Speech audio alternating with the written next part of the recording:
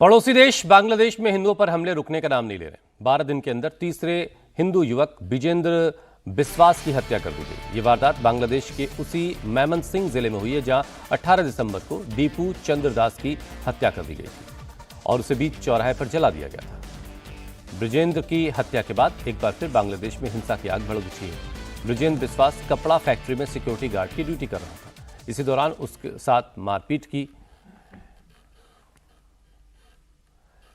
एक तरफ हिंदू युवक की हत्या पर बांग्लादेश में तनाव है, तो आज बांग्लादेश के पूर्व पीएम खालिदा जिया का अंतिम संस्कार होना है, जिसमें शामिल होने के लिए विदेश मंत्री एस जयशंकर ढाका जा रहे हैं। तनाव के हालात के बीच विदेश मंत्री का ढाका पहुंचना एक बड़ा संदेश देगा।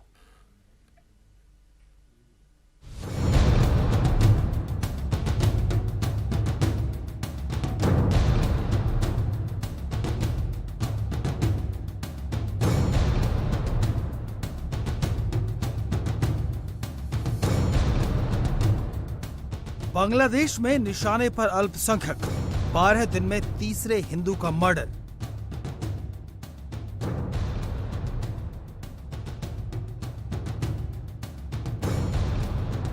हिंदुओं के घरों पर हमले जारी, चुनाव से पहले हिंसा भारी।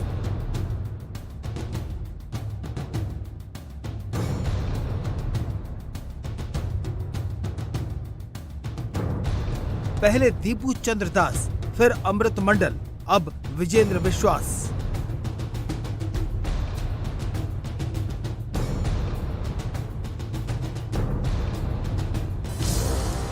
पड़ोसी मुल्क बांग्लादेश में आम चुनाव से पहले अल्पसंख्यक हिंदुओं के खिलाफ हिंसा की वारदातें थमने का नाम नहीं ले रही हैं।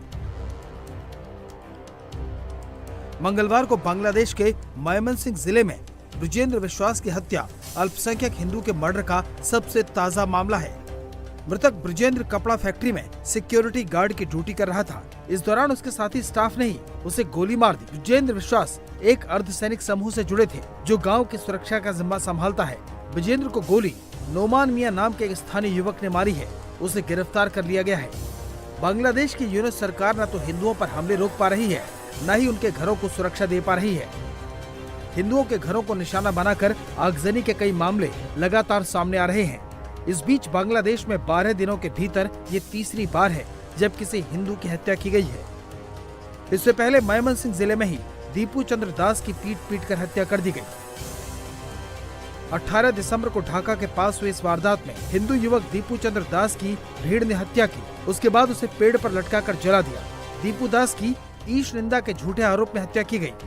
मामले की जांच में ईश निंदा के कोई सबूत नहीं मिले, तो 24 दिसंबर बुधवार रात 11 बजे एक हिंदू युवक की पीट कर हत्या कर दी गई। घटना रजबाड़ी जिले के होसेन डांगा गांव में हुई। पुलिस के मुताबिक मृतकों की पहचान 29 वर्षीय अमृत मंडल उर्फ सम्राट के तौर पर हुई। पुलिस ने बताया कि अमृत को भीड़ ने जबरन वसूली के आरोप में मार डाला। वहीं मंगलवार को ब्रिजेंद्र बिस्वास की हत्या उसके सहकर्मी ने गोली मारकर कर दी। घटना के बाद इलाके में तनाव फैल गया है और सुरक्षा व्यवस्था कड़ी कर दी गई है। पुलिस मामले की जाँच कर रही है। चाहे नोमन मियाँ हो या दूसरा मियाँ हो, हत्यारे एक ही समुदाय के हैं और जिनकी हत्या की जा रही है वो भी एक ही समुदाय के हैं। इस पैटर्न को समझना पड़ेगा। वहाँ ये जो हिंसा का तांडव चल रहा है वो कोई अनायास नहीं है, कोई संयोग नहीं है। वास्तव में जिहादी प्रयोग है। हिंदुओं के एथनिक क्लिंसिंग का एक माध्यम है और इस पर वहां की सरकार द्वारा चुप्पी। मैं पूछना चाहता हूं, आखिरकार ये जो लोग मारे जा रहे हैं क्या बांग्लादेश के नहीं है क्या? कई हिंदुओं के घर जो है बाहर से लॉक करके और ज्वलनशील पदार्थ डालकर उनको आग लगा दी गई। जिंदा चला जा रहा है उनका सामान और लाइफ एंड प्रॉपर्टी। इसके ऊपर स्ट्रिक्ट एक्शन होना चाहिए, क्योंकि देखिए जब ऐसे हर चीजें होती है तो जब तक आप इसके ऊपर एक्शन नहीं लेते हैं, जो भी है वो एकदम जब का जब भी एक्शन होना चाहिए। जब एक्शन नहीं लेते उसको आज देखेंगे, कल देखेंगे, परसों देखेंगे, तो पूरा फिर मामला एकदम बराबर होता है। तो मेरे ख्याल में बिल्कुल ऐसा होना नहीं चाहिए। जो भी हो रहा है किसी की भी, कोई भी कम्युनिटी के साथ ऐसा नहीं होना चाहिए, क्योंकि मेरा ये मानना है और इसके ऊपर जल्द स्ट्रिक्ट एक्शन लेना चाहिए। बांग्लादेश में हिंदू फैमिली पर लगातार हो रहे हमले और हिंदुओं की संपत्ति को निशाना बनाए जाने के बीच आज भारत के विदेश मंत्री एस जयशंकर ढाका पहुंच रहे हैं, जहां वो बांग्लादेश की पूर्व प्रधानमंत्री खालिदा जिया के जनाजे में भारत सरकार का प्रतिनिधित्व करेंगे। खालिदा जिया का लंबी बीमारी के बाद मंगलवार को निधन हो गया और आज उनको सुपुर्दे खाक किया जाएगा। बांग्लादेश के चीफ एडवाइजर मोहम्मद यूनुस ने मंगलवार को पूर्व प्रधानमंत्री की मौत के बाद 3 दिन के राजकीय शोक और 1 दिन की आम छुट्टी की घोषणा की।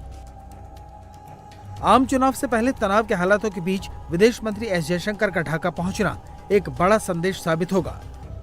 इधर बांग्लादेश के कानूनी सलाहकार आसिफ नजरुल ने मंगलवार को आरोप लगाया कि पूर्व प्रधानमंत्री शेख हसीना और उनकी सरकार बीएनपी चेयरपर्सन बेगम खालिदा जिया की मौत के लिए जिम्मेदार है। সুপ্রিম কোর্টের আপিলের ডিভিশনের রায়ের মধ্যে বারবার বলা হয়েছে যে বেগম জিয়াকে যেই মামলায় সাজা দেওয়া হয়েছে সেটা সম্পূর্ণ রংলি উদ্দেশ্যপ্রণোদিতভাবে জিজ্ঞাসাপ্রসূতভাবে ওনাকে সাজা দেওয়া হয়েছিল।